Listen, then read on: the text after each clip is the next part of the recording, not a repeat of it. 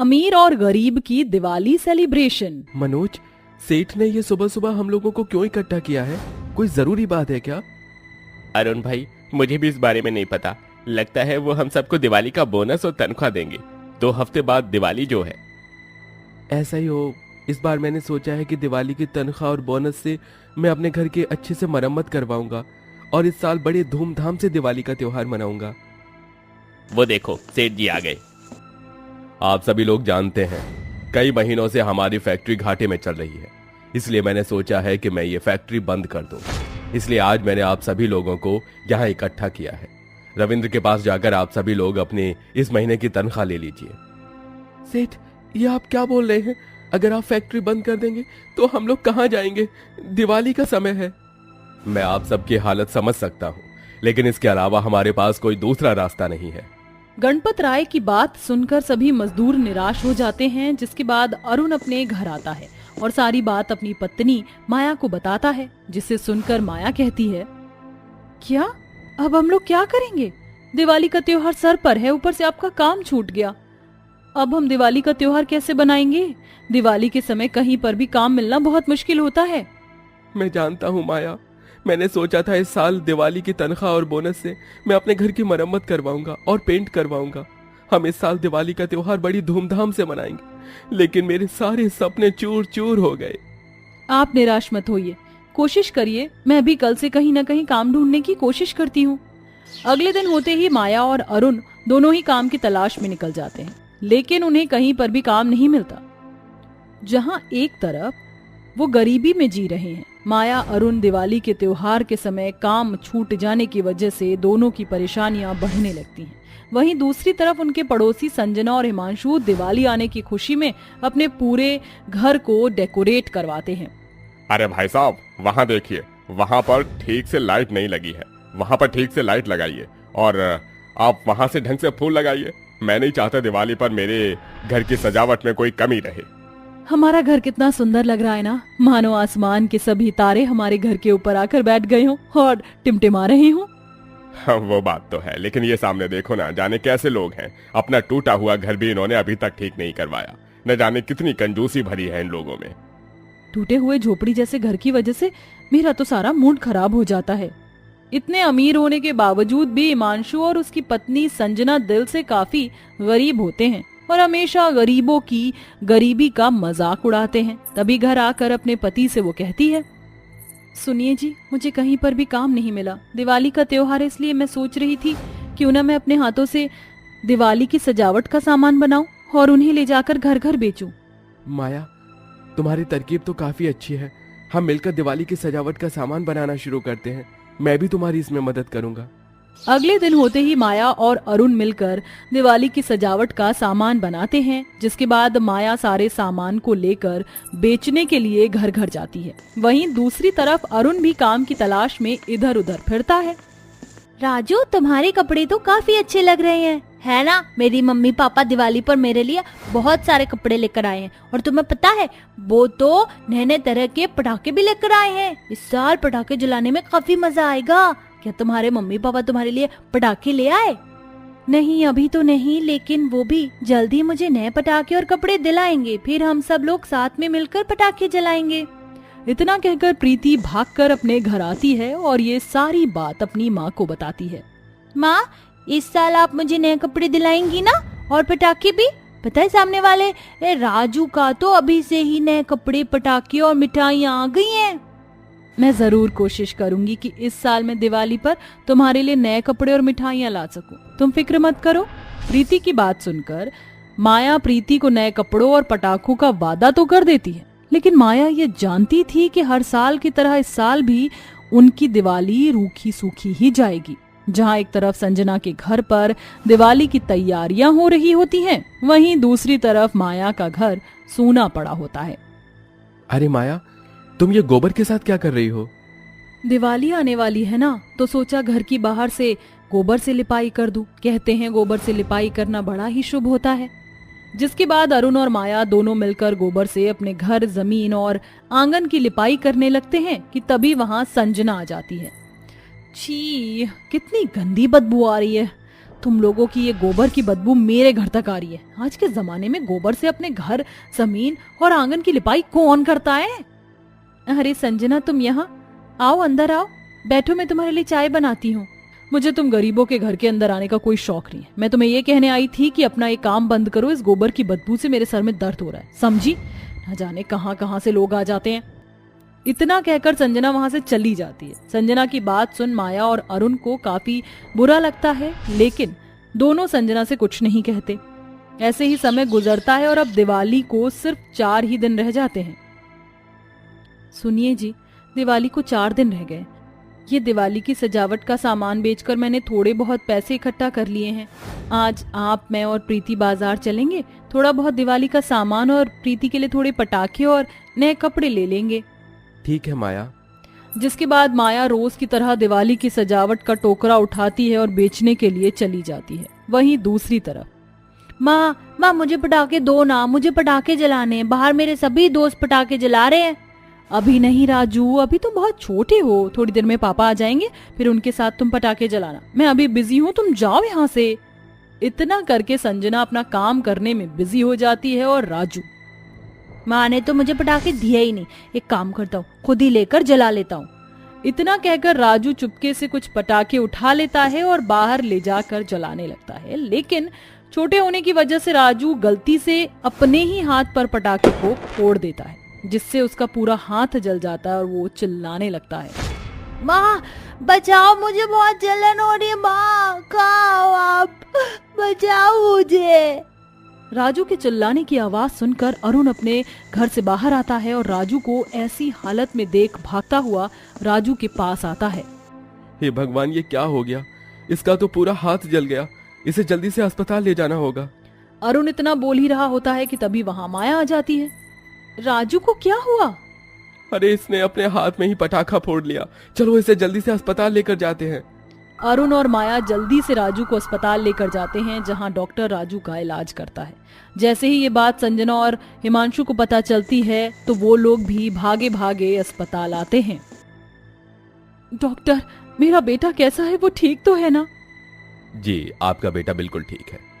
Thank you so much doctor. धन्यवाद आप मेरा नहीं बल्कि इन दोनों का करिए। अगर ये आपके बेटे को जल्दी अस्पताल नहीं लाते तो कुछ भी हो सकता था। आप दोनों की वजह से आज मेरा बेटा सही सलामत है। अगर आप ना होते तो ना जाने मेरे बेटे के साथ क्या हो जाता। राजू, जैसे तुम्हारा बेटा है वैसे ही हमारा भी बेटा है। हम ऐसे कैसे उसे कुछ होने देते? अब तुम फिक्र मत करो, राजू बिल्कुल ठीक है। माया, मुझे माफ कर देना माया, मैंने हमेशा तुम्हारी गरीबी का मजाक उड़ाया। आज तुम दोनों की वजह से ही मेरा बेटा ठीक है। मुझे मेरी गलती का एहसास हो गया, मुझे माफ कर दो। इतना कहकर संजना माया के गले लग जाती है और दोनों अमीर और गरीब पड़ोसियों के बीच एक प्यार का रिश्ता शुरू होता है, जिसके बाद दिवाली के दिन दोनों परिवार मिलजुल कर एक साथ दिवाली का त्योहार बनाते हैं और दोनों परिवार अपने बच्चों के साथ पटाखे फोड़ते हैं। अमीर और गरीब बहू की दिवाली की शॉपिंग। अरे दोस्तों, आज तुम सभी यहाँ बैठे हो, खेल क्यों नहीं रहे? राजू, चिंटू के पापा उसके लिए दिवाली पर बहुत सारे पटाखे और नए नए कपड़े लेकर आए हैं। हमें चिंटू उसी के बारे में बता रहा है। हाँ दोस्तों, पता है मेरे पापा बड़ी वाली फुलझड़ी लेकर आए हैं और बड़ा वाला रॉकेट भी। अब तो मैं दिवाली पर बहुत सारे पटाखे चलाऊंगा। मेरे पापा भी कह रहे थे कि दिवाली पर इस बार वो मुझे बहुत सारे पटाखे दिलाएंगे और फिर हम सब मिलकर साथ में पटाखे चलाएंगे। राजू, फुलवा, क्या तुम्हारी मम्मी पापा तुम्हारे लिए पटाखे नहीं लेकर आए? अरे अभी दिवाली के समय है ना, इसीलिए अभी हमारे पापा हमारे लिए पटाखे लेकर नहीं आए हैं। तुम लोग देखना, इस बार हम भी दिवाली पर बहुत सारे पटाखे चलाएंगे। इतना कहकर फुलवा और राजू अपने घर आ जाते हैं। अरे फुलवा और राजू, आज तो तुम दोनों बड़ी जल्दी आ गई। वैसे तो तुम दोनों शाम होने से पहले घर आते ही नहीं हो। माँ, आती नहीं तो और क्या करती? पता है हमारे सभी दोस्त क्या कह रहे थे? दिवाली पर उनके मम्मी पापा उनके लिए बहुत सारे पटाखे लाए हैं और नए नए कपड़े भी, लेकिन हमारे लिए तो आप कुछ भी नहीं लाई हो। इस साल हमें भी नए कपड़े, पटाखे और मिठाइयाँ चाहिए। तो इसमें इतना नाराज होने वाली कौन सी बात है? बेटा, अभी दिवाली में समय है। जब दिवाली आ जाएगी तो तुम्हें सारी चीजें मिल जाएंगी। अपनी माँ की बात सुनकर राजू और फुलवा बहुत खुश हो जाते हैं। ऐसे ही रात हो जाती है। रात को ममता का पति अशोक घर आता है तो ममता उसे इन चीजों के बारे में बताती है। बच्चों को ऐसी छोटी छोटी चीजों के लिए तरसता देख मुझे अंदर ही अंदर बहुत दुख होता है। हर साल सोचता हूँ कि अपने बच्चों के लिए नए कपड़े, मिठाइयाँ और पटाखे लाऊंगा, लेकिन हर साल नहीं ला पाता। क्या करूँ, तनख्वाह इतनी है कि घर का खर्च चल जाए वही बड़ी बात है।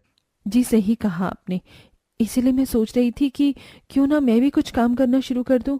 वो हमारे गांव की सेठानी जी है ना, रूबी, उन्हें एक नौकरानी की जरूरत है, तो मैं सोच रही हूँ उनके घर में जाकर काम करना शुरू कर दूं, जिससे हम दोनों कमा पाएंगे और थोड़ी बहुत हमारी बचत भी हो जाया करेगी। ममता अपने गांव के सबसे अमीर सेठानी रूबी के घर जाकर काम करने लगती है। रूबी का घर किसी महल से कम नहीं था। इतना बड़ा शानदार घर देखकर ममता की आंखें खुली की खुली रह जाती हैं। लेकिन ममता सब चीजों को छोड़कर मन लगाकर मेहनत से दिन रात अपना काम करती है। अरे बहन जी, ये सारा सामान कहाँ रखना है, बता दीजिए। आप लोग कौन हैं और यहाँ सामान लेकर क्यों आए हैं? ये सारा सामान मैंने मंगवाया है। ये सारा दिवाली की डेकोरेशन का सामान है। भाई साहब, आप जल्दी से ये सारा सामान रखकर यहाँ की डेकोरेशन करना शुरू कर दो। अब दिवाली में सिर्फ कुछ ही दिन रह गए हैं ना। मैं नहीं चाहती कि दिवाली पर मेरा घर बिल्कुल भी सूना लगे। पूरे घर को लाइटों से रोशन कर दो। अरे बाप रे बाप, इतना सारा सामान, वो भी दिवाली की सजावट के लिए। ऐसा लग रहा है कि दिवाली नहीं मानो किसी की शादी हो। मैं तो अपने घर में 2 फूलों की लड़ी लगाकर ही दिवाली की सजावट कर देती हूँ, लेकिन यहाँ देखो। तुम यहाँ खड़े खड़े क्या देख रही हो? ये लो लिस्ट, इस पर मैंने दिवाली पर बनने वाली सारी चीजें लिख दी हैं और यहाँ पर सारी मिठाइयाँ लिखी हैं। तुम ये सारी मिठाइयाँ आज से ही बनाना शुरू कर दो। और हाँ, ये लो दिवाली का बोनस। ठीक है मालकिन, धन्यवाद। ममता जल्दी जल्दी दिवाली की मिठाई बनाने की तैयारी करती है और शाम होते ही अपने बच्चों के साथ दिवाली की शॉपिंग के लिए बाजार जाती है। माँ, वो देखो, मुझे वो वाली फुलझड़ी चाहिए। भाई साहब, वो बड़ी वाली फुलझड़ी कितने की है? बहन जी, एक पैकेट 250 रुपए का है। अरे बाप रे बाप, इतना महंगा। चल राजू बेटा, मैं तुझे किसी और दुकान से पटाखे दिलवाऊंगी। यहाँ तो काफी महंगे पटाखे बिक रहे हैं। माँ देखो, यहाँ पर कितनी सुंदर सुंदर फ्रॉक है, मुझे भी यहीं से फ्रॉक दिला दो ना। फुलवा बेटा, एक फ्रॉक 500 रुपए की है। मैं तुझे कोई और से फ्रॉक दिलवाती हूँ। यहाँ तो बहुत महंगी फ्रॉक बिक रही है। लेकिन मुझे यही चाहिए। फुलवा और राजू जिस भी चीज के लिए जिद करते, ममता उन्हें मना कर देती। ममता राजू और फुलवा को सस्ती से सस्ते कपड़े और पटाखे दिलवाती है और दिवाली का सारा सामान लेकर घर चली आती है, जिससे फुलवा और राजू दोनों ही बहुत निराश होते हैं। वहीं दूसरी तरफ रूबी अपने बच्चों को बाजार में ले जाती है, जहां वो उन्हें महंगे से महंगे कपड़े और महंगे से महंगे पटाखे दिलवाती है, जिससे हमें ये पता चलता है कि दिवाली का त्योहार हर किसी के लिए एक जैसा नहीं होता। जहां ममता कम पैसों में भी दिवाली के लिए सामान खरीदती है, वहीं रूबी दिवाली के लिए एक से एक महंगा सामान खरीदती है। ममता, आज मैं फैक्ट्री से लेट आऊंगा और तुम भी आजकल लेट आ रही हो। एक काम करो, बच्चों को अपने साथ ही ले जाओ। यहाँ बच्चे अकेले क्या करेंगे?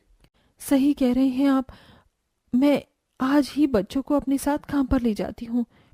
ममता फुलवा और राजू को अपने साथ काम पर ले जाती है। फुलवा और राजू, तुम दोनों यहाँ चुपचाप से बैठना और कोई शरारत मत करना। मैं जल्दी से सारा काम खत्म कर लेती हूँ। ठीक है माँ। अरे फुलवा, वो देख, कितने सारे पटाखे और मिठाई रखी हैं। चल चल के देखते हैं। राजू फुलवा जैसे ही पटाखे और मिठाई के पास जाते हैं, वहां रूबी आ जाती है। क्या कर रहे हो तुम दोनों? यहाँ तुम्हारी हिम्मत कैसे हुई आने की, मेरे बच्चों की मिठाई और पटाखों को छूने की? ममता, अगर अपने बच्चों को संभाला नहीं जाता तो लेकर ही क्यों आती हो? मालकिन, मुझे माफ कर दीजिए, अभी छोटे हैं, इन्हें समझ नहीं है किसी चीज की। इस बार तो मैं माफ कर रही हूँ, लेकिन आइंदा ध्यान रखना। कहा था ना तुम दोनों से कि कोई शरारत नहीं करनी, लेकिन तुम दोनों अपनी हरकतों से बाज कहाँ आती हो। चलो अब तुम दोनों घर। ममता अपने बच्चों को घर ले जाती है और ऐसे ही 2 दिन और बीत जाते हैं और दिवाली का दिन आ जाता है। ममता, थोड़ी देर में पूजा है, तुम जल्दी से सारी चीजें बना दो। पूजा हो जाने के बाद तुम भी अपने घर चली जाना। ठीक है मालकिन। थोड़ी देर में रूबी के घर पर बड़ी धूमधाम से लक्ष्मी और गणेश जी की पूजा होती है, लेकिन रूबी के बच्चे पूजा करने के बजाय चुपचाप से पटाखे लेकर बाहर जलाने के लिए चले जाते हैं। लेकिन ममता उन्हें घर से बाहर जाते हुए देख लेती है, जिसके चलते ममता उनके पीछे जाती है। पलक और रोहित दोनों काफी छोटे होते हैं, जिसके चलते वो गलती से सारे पटाखों को जला देते हैं और सारे पटाखे उनके आसपास जलने लगते हैं, जिन्हें देखकर वो काफी डर जाते हैं। मम्मी, मम्मी बचाओ मम्मी, हमें डर लग रहा है मम्मी। कहाँ हो मम्मी आप? पापा, पापा बचाओ हमें। कहाँ है पापा, आप कहाँ हैं? दोनों बच्चों को जलते पटाखों के बीच में देख ममता जल्दी से बच्चों के पास जाती है और अपनी जान पर खेलकर उन दोनों बच्चों को बचा लेती है कि तभी वहां बच्चों के चिल्लाने की आवाज सुनकर सभी लोग आ जाते हैं। मेरे बच्चों, तुम दोनों ठीक तो हो ना? तुम्हें कहीं लगी तो नहीं? नहीं मम्मी, ममता आंटी ने हम दोनों को बचा लिया। ममता आंटी थैंक यू, अगर अपना होती तो हम लोग जल जाते। ममता, तुम्हारा बहुत बहुत धन्यवाद। अगर आज तुम ना होती तो ना जाने मेरे बच्चों के साथ क्या होता। मैंने तुम्हारे और तुम्हारे बच्चों के साथ जो भी बर्ताव किया उसके लिए मुझे माफ कर देना। नहीं मालकिन, ये आप कैसी बातें कर रही हैं? जैसे आपके बच्चे वैसे ही मेरे भी बच्चे हैं। ममता, ये लो, इसमें मिठाइयाँ, पटाखे और कुछ पैसे हैं। तुम घर जाकर अच्छे से दिवाली का त्योहार मनाओ। सबकी तरह तुम्हें भी दिवाली का त्योहार अच्छे से मनाने का पूरा हक है। ममता रूबी के दे हुए कपड़े, मिठाइयाँ, पैसे, पटाखों को घर ले जाती है, जहां ममता के दोनों बच्चे पटाखे, कपड़े और मिठाइयाँ देखकर बहुत खुश होते हैं। जिसके बाद वहां एक तरफ अमीरी में रूबी और रूबी का पूरा परिवार धूमधाम से दिवाली का त्योहार मनाता है, वहीं गरीबी में भी ममता का पूरा परिवार खुशी खुशी दिवाली का त्योहार मनाता है।